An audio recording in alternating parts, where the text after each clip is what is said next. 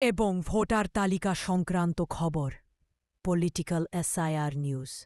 রাজভবন তৃণমূল সংঘাত।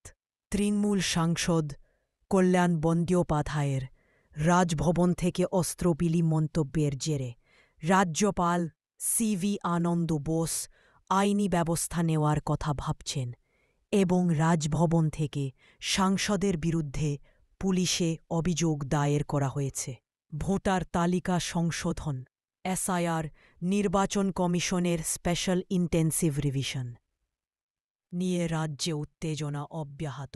একাধিক জেলায় বুথ লেভেল অফিসাররা বিএলওস অতিরিক্ত কাজের চাপের প্রতিবাদে ডেটা এন্ট্রি প্রশিক্ষণ বয়কট করেছেন।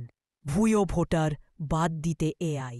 ভুয়ো ও মৃত ভোটারদের তালিকা থেকে বাদ দিতে নির্বাচন কমিশন যাচাই প্রক্রিয়ায় আর্টিফিশিয়াল ইন্টেলিজেন্স এআই ব্যবহার করার সিদ্ধান্ত নিয়েছে। এসআইআর আতঙ্ক।